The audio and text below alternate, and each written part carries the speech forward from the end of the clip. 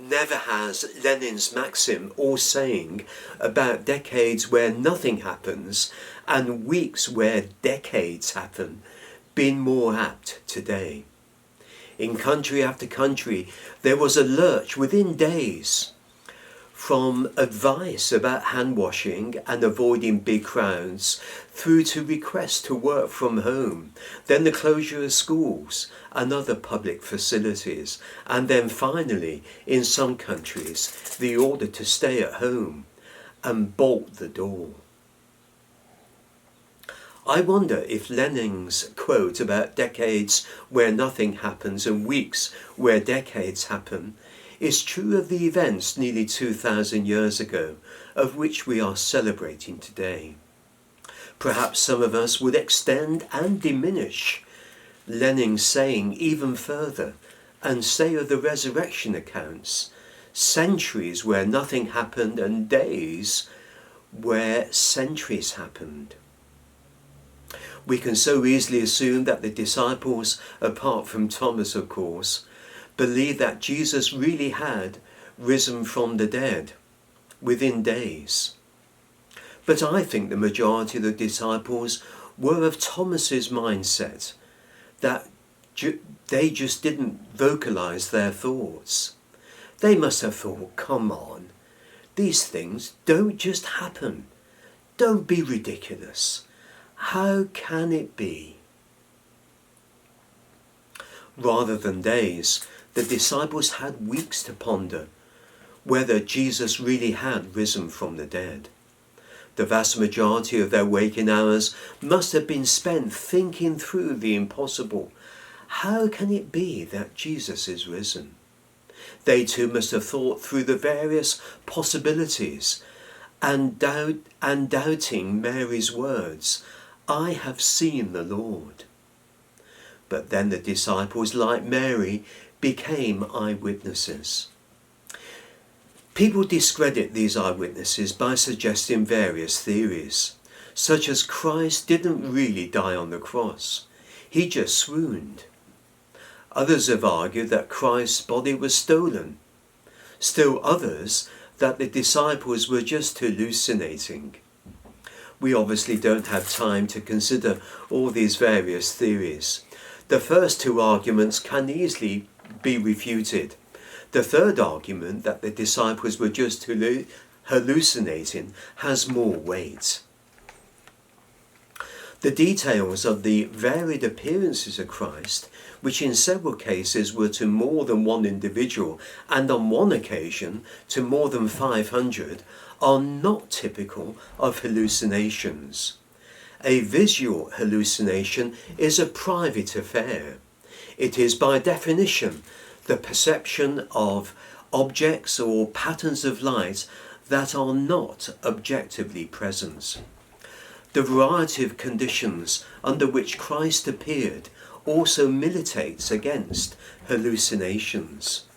The appearances to Mary Magdalene, to Cleopas, to the disciples on the shore of Galilee, to Paul on the road to Damascus, all differ in their circumstances. Finally, what rules out the theory of hallucinations is the fact that the disciples were thoroughly rejected and dejected at the death of Christ, and were not, despite Christ's predictions, expecting a resurrection of their leader. The disciples to whom the women report do not believe. There is here no avid clutching at any straw. Something quite unexpected had happened, rather than something longed for failing to happen. The New Testament was written by people who were trying to find a language that would catch up with a bigger reality, something more frightening than they had expected.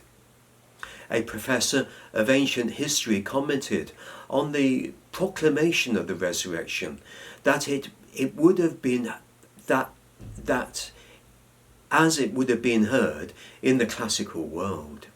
He writes this: If an educated Greek or Roman had been told that someone had been raised from the dead, his first question would have been, how do you get him back into the grave again? The point was that most of those who heard the gospel story, the Easter gospel, would have found it grotesque or even frightening. Resurrection was not a joyful sign of hope, but an alarming oddity, something potentially very dangerous. The news that someone had been raised from the dead would have disturbed all, including the disciples. The most compelling argument for the resurrection is the transformation of the disciples. Look, for instance, at the changed life of James, the brother of Jesus. Before the resurrection, he seemed almost to despise Jesus, perhaps sibling rivalry.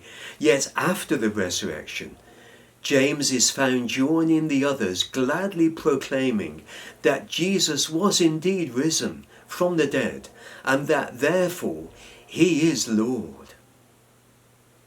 Someone once said, the Gospels do not explain the resurrection.